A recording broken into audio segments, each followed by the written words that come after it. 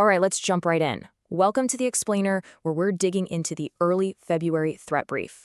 And look, this isn't just about what happened, it's about what's happening right now. So let's get to it.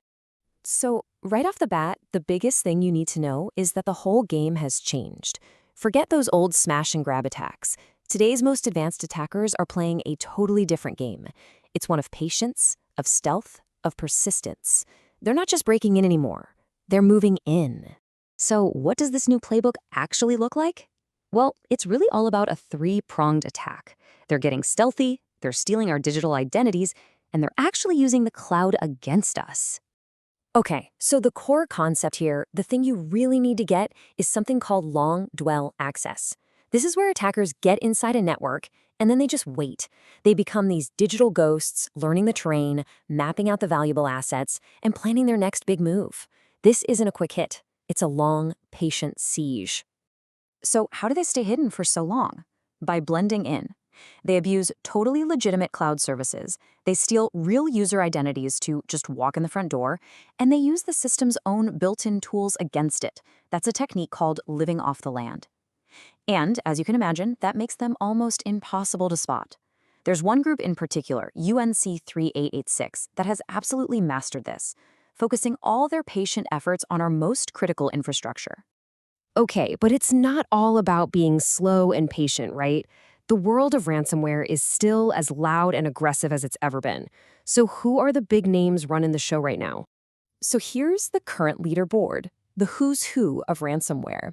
Qilin is sitting at the top, responsible for almost 16% of all the action. Right behind them, you've got a group called The Gentlemen. And you can see some very familiar names still hanging around, CLOP, Akira, and Lockbit, which just goes to show you how resilient these operations are, even after major law enforcement takedowns. But what's fascinating here is how different their styles are. You've got Qilin, who are like these methodical predators, just going after mid-sized companies with steady, consistent hits. And then you've got The Gentlemen. These guys are all about the drama, using these wild swings of public data leaks and high-pressure tactics to strong-arm their victims. Two totally different playbooks, but both are devastating. Okay, so we know who's doing the attacking and how they're doing it, but who's on the receiving end? Who's actually in the crosshairs? And the answer is, well, it's the very engine of our economy. Manufacturing is getting hit the hardest, but you see tech and financial services are right there with them.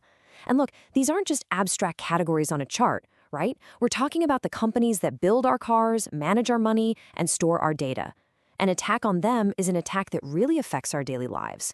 And if we zoom out and look at where this is all happening, wow, the picture is crystal clear.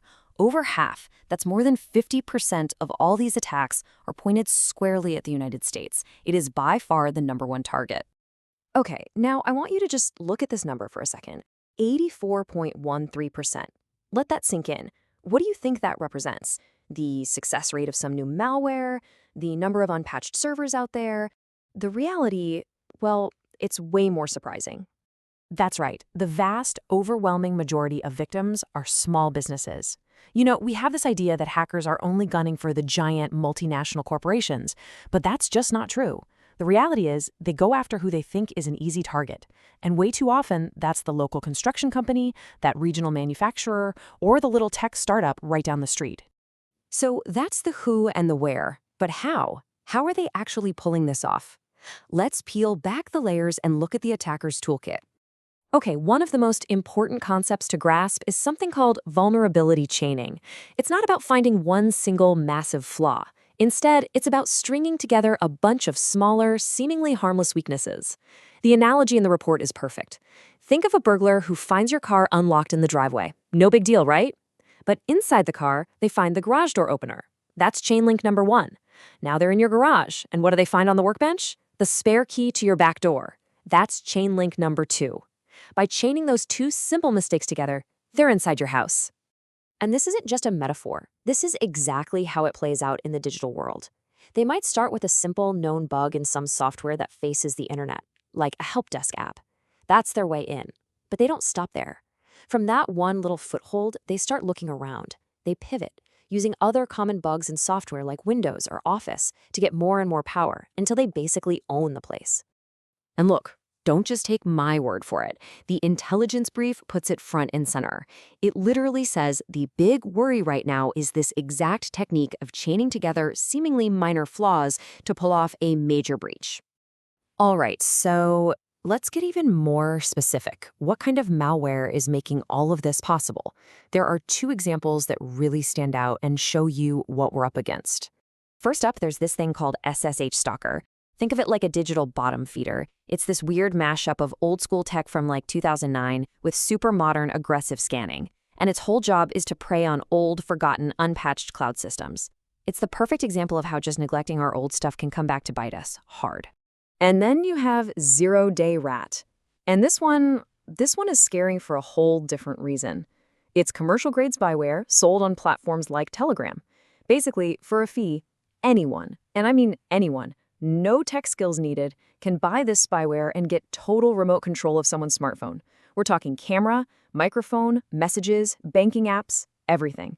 It's basically democratizing high-level espionage. Okay, so we've seen the new playbook, we've seen who's being targeted, and we've seen the tools they're using.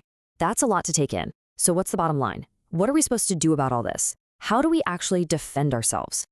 Well, the recommendations really boil down to three key things. First, patch your stuff, especially those critical vulnerabilities. This is what breaks those vulnerability chains before they can even get started. Second, lock down your identities. Since stolen credentials are one of their favorite weapons, strong access control is your best shield. And third, you have to watch your network like a hawk. Assume they might get in and be ready to spot them the second they try to move around. Look, at the end of the day, a briefing like this is an incredible gift. It's a sneak peek directly into the enemy's playbook. We can see their strategies, their favorite tools, their go-to targets. The information is all right here, laid out for us. So the only real question left is, are we going to read it?